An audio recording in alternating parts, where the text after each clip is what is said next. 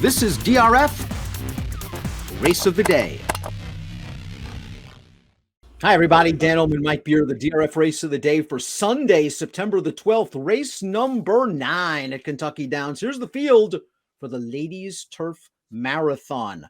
We're going a mile and 5/16. $550,000 is the purse. Download free formulator past performances on the Race of the Day event page at DRF.com. Access them, handicap along with us. Michelin is 7-2 in here, Mike. This horse certainly has credentials, and perhaps most importantly, she's got a big win at Kentucky Downs. Yeah, she does over this distance too. Boy, this race is pretty tough though, Dan, if only because not only Michelin, who's the morning line favorite, but the second favorite on the morning line, the 10, Blame Debbie. I mean, I feel like if, all things being equal, they're probably the two right horses.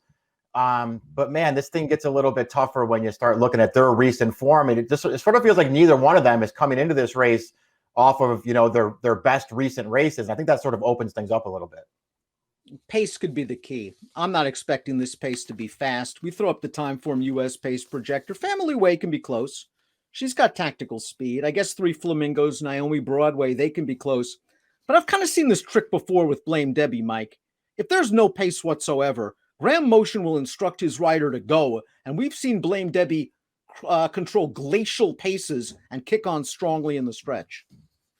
That is very true. I mean, she can win without the lead, Dan, but her last 2 wins were both in races just like you just laid out. The pace there was zero pace. They put her on the lead, and she held on to the end both times. So I think you're right. I mean, you're going to see her go forward in here, and if nobody else goes, she'll be on the front. Joy of Treasure, the number 1, is only 2 for 20 lifetime, but her victory came at Kentucky Downs, coming from well off the pace against weaker horses. If the pace is slow in here, she might be just up against it, not only from a pace standpoint, but a class 1 as well. Yeah, I mean, she just looks like a really big long shot in here. And, listen, her connections, there's a big purse on the line here. She's already a winner over course and distance, so you show up and you take a shot. They claimed her for $15,000 back in March, and it's not like, she's improved for these connections at all, but they're going to take a shot here. Naomi Broadway, Group 1 winner in her native Brazil. She is yet to win in North America. You could argue she might have been in a little bit too tough against stakes horses at Churchill Downs 2 starts back. Her speed probably gives her a slight edge, but I need to see more. Yeah, she just hasn't really run a particularly compelling race since she's gotten up here under North America. We'll see if she can do it here. Michelin won the Dueling Grounds Oaks here last year, swinging widest into the stretch and then kicking down a good field. That included Harvey's Lil Goyle. She started out her season with a nice victory in the Hillsborough, but since then things have sort of gone awry. In the Jenny Wiley, maybe she didn't like the yielding ground, and maybe she didn't like the slow pace that Juliet Foxtrot set. What happened in her last 2? Yeah, well, I mean, it's a real question is whether she's just in really poor form right now, declining form, or if she just has some excuses. Because as you mentioned, her Hillsborough was actually good off the layoff. 2 of her 3 starts since then have been on yielding and soft turf. And it just feels like she doesn't act on that kind of ground at all. She was terrible in both of those races. And I feel like the Monmouth race in between, the Eatontown, I'm not going to sit there and say she ran great, Dan. She did not get a great trip in that race. She caught some traffic early. Lost a lot of position, wound up getting shuffled all the way to the back, and she got stuck wide all the way. I can give her a pass for that race. At a short price, you might want to look at her the opposite way and just say, you know what, she's taking too much money in here. Her recent form's not good. I'm going to try to beat her. But there are ways to mitigate it, and I feel like if she runs her best race, she might be the best horse. Luck Money was 3rd in the Dueling Grounds Oaks last year. It showed she could handle the surface. She got very good after that race with a couple of wins. She's had 3 races this form cycle. Let's analyze them because I'm a big Luck Money fan. In the Searching, That was one of the races where Blame Debbie just got loose and they conceded the lead to her. And I thought, all things considered, she ran really well to get up for second. 2 back, I thought she had the race won on the turn. It looked like Dalika had been softened up. She was moving sweetly on the 3rd turn, and she just came up short. And last time out, what chance did she really have? She was in against Warlike Goddess. To me, it might be now or never time for Luck Money. It might be. It's a good spot for her. She ran fine last time, just against a better field, and I think a better field than this one. I guess the sticking point for me, because I agree with you that in the Searching she ran really well. The sticking point for me might be the race in between there, the Dick Memorial. I don't know. She ran fine in there. I thought she got a good trip and had a real shot at it, and just kind of wasn't good enough. So that concerned me a little bit, but overall her form's great. La Lune is a group winner overseas. She really likes distance. She won at 1.5 miles, 2 back. Last time out, she got a really hot horse in a group 2. I think she kind of fits well with this group. My trainer changed since the last race. We'll see what she's. I felt like she was a sort of a pretty big player in here, if only because she showed potential early, Dan. Her first 2 starts this year, I thought they were both really good. I liked those 2 wins from her. She didn't run great last time. It was, softer turf against a better field. I think she fits right in here. The number 6, Isha My Flower, began her career in England. And after a maiden win, it looked like she wasn't going to do much. So she went to Scandinavia, of all places. And she won races in Norway. And she ran in Sweden last time out. And to be perfectly honest, I have no idea what she was facing in those races. I don't know how you evaluate that form. Obviously, she's competitive with those horses, and distance is no problem for her. What she does over here, I have no idea. She should be a big price. Let's watch Family Way's last race. It was the preview for this at Ellis, going 1.25 miles. She got right up close to the pace, which should be key because she doesn't have to be pace compromised. She's in with a big look in the stretch. She's going to run a good third. Distance, I think, is going to be okay for this horse. Family Way might be one of the sleepers for Brendan Walsh. Yeah, I think so. She runs fine in this race. She did have a shot at it. She was close to a pretty solid pace, a couple of really nice colts.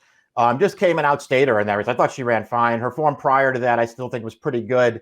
And I think she's going to fall into the right trip here at what should be a fair price. A long shot I would consider is Right Next Door. That's the 8 Stand Tall for Rusty Arnold, who just missed a Family Way 2 starts back and showed some speed in that race. Maybe Stand Tall can make the running if no one else wants to go. Last time out, she ran against Wittez. We were very confident that Wittez would run well earlier this week at Kentucky Downs. We got Kentucky Downs yet again. So I'm not sure what to make of that last race now.